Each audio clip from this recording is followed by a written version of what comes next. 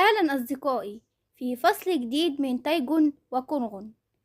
في الموقع بتاع التصوير كان الكل بيجهز الكاميرات وبيجهزوا كل حاجة، وكونغون كانت قاعدة ومستنية المشهد بتاعها يجهز، وكانت ماسكة تليفونها. وفجأة جه جايمن وقال لها إنه مر وقت طويل قوي من ساعة ما انفصلوا.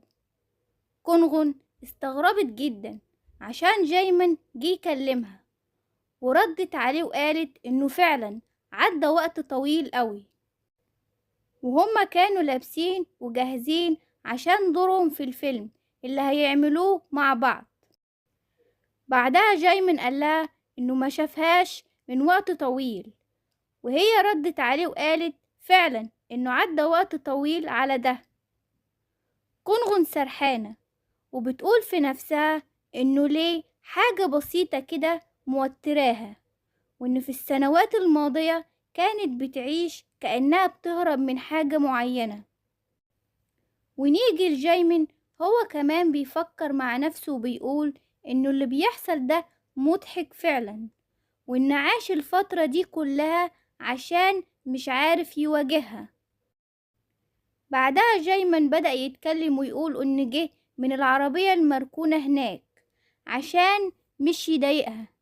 لو ما عندكيش مانع نصور المشهد ده مع بعض ونصوره كويس.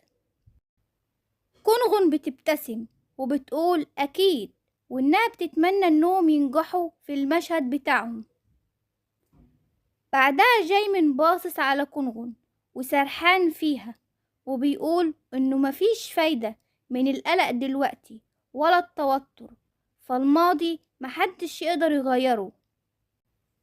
بعدها هو بيسلم عليها وبيقول لها يلا نبدأ العمل معا دلوقتي، وهي باين عليها التوتر وهي بتسلم عليه.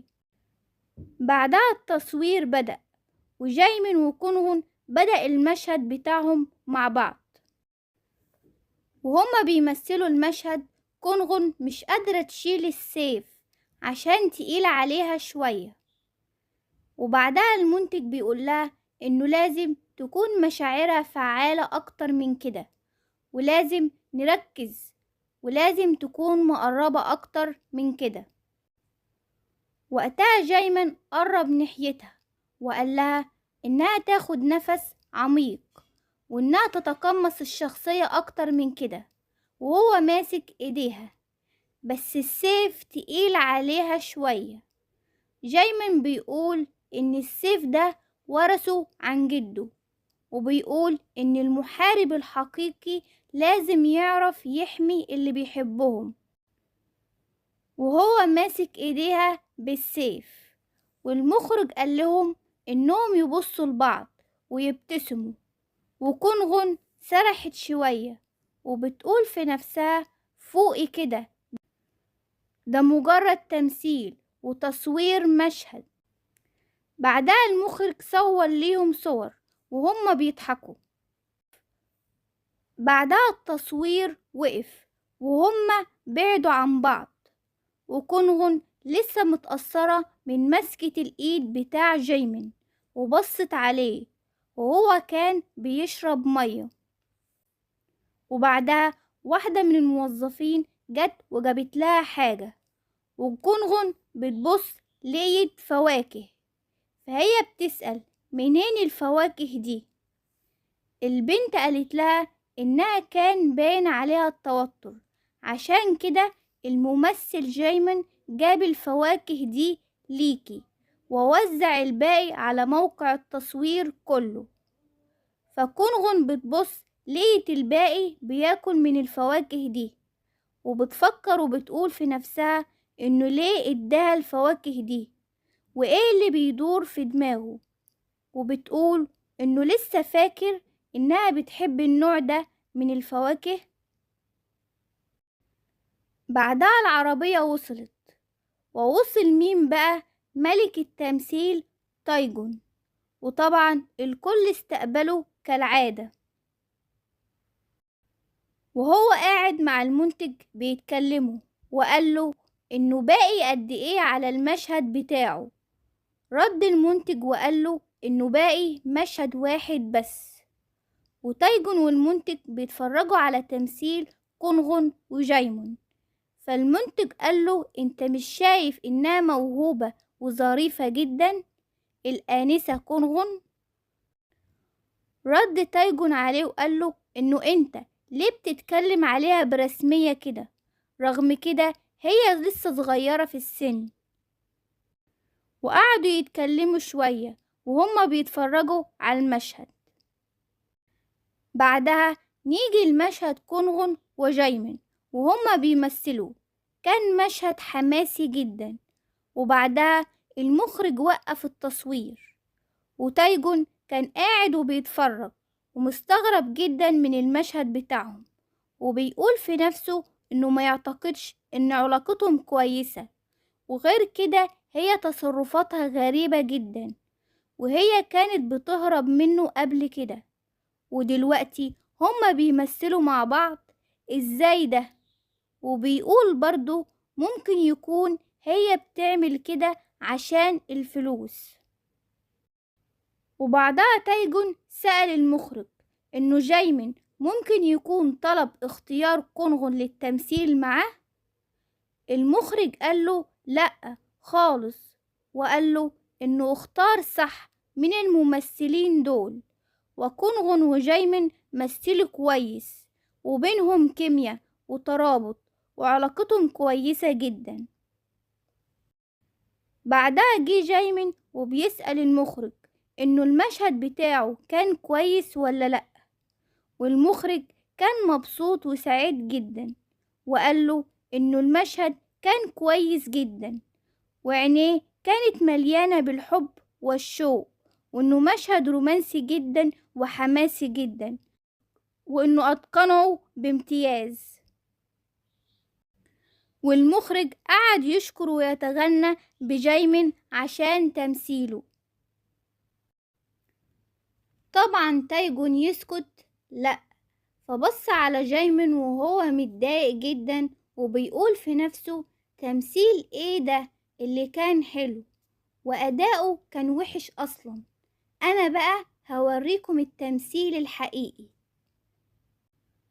بعدها تايجون بيبص لقي كونغون قاعدة وبتاكل من الفاكهة اللي جابها جايمن، وهو بص عليها باستغراب وبيقول إنها بتاكل الفواكه اللي جابها جايمن كمان، وسايبة القهوة على الأرض. أمال هي كانت بتهرب منه ليه؟ وكان باين عليه الغيرة قوي من جايمن وهو باصص عليه وهو متضايق. بعدها تايجون كانوا بيجهزوه عشان المشهد بتاعه، وكان بيبص على كونغون وهي مش بص عليه أصلا، وهو مستغرب جدا وبيقول في نفسه إنها حتى مش بص عليا، وهو مش فاهم هي بتعامله بتجاهل كده ليه. تايجون طبعا مستغرب عشان هو مش متعود إن في حد أو في بنت بتتجاهله كده، لأنه متعود على إنه يكون محط أنظار والكل بيهتموا بيه. بعدها بدأوا تصوير وتايجون بيمثل، وكان الجو بارد وبيمطر، وهو متحمل عشان يظهر أحسن في التمثيل. بعدها هو كان قاعد وكان سقعان جدا، وجت كونغون تطمن عليه، وهو قالها بكل برود إنه كويس وإنها هي كمان هتحس بالبرد ده بعد شوية، وبيبص عليها بكل برود. بعدها بدأ تايجون وكونغون التمثيل مع بعض، وكانوا بيمثلوا أدوار مختلفة وبيمثلوا مشهدهم، والمطر شغال وكانوا واقفين، وفجأة صوت رعد جه، فهي اتخضت وخافت وحضنته، وقعدوا يتبادلوا النظرات خلال المشهد ده.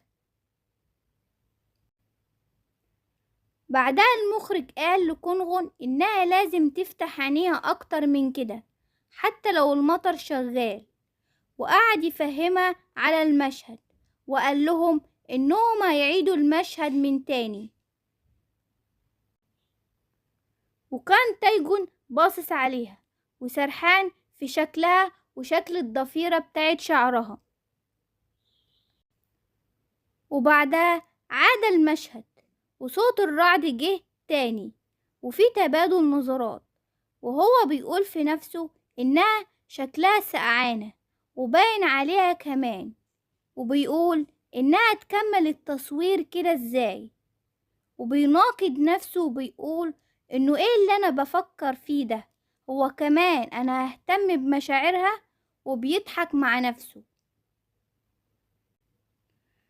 وبعدها وقفوا التصوير والمخرج وتايجون كانوا بيبصوا على المشهد، وتايجون كان سقعان جدا، والمخرج قال لكونغون إنها مش عايزة تشوف المشهد هي كمان، وهي جت تتفرج، والمخرج بيشرح لهم المشهد وتايجون باصص عليها، وهي اتفاجئت عشان المشهد عجب المخرج جدا.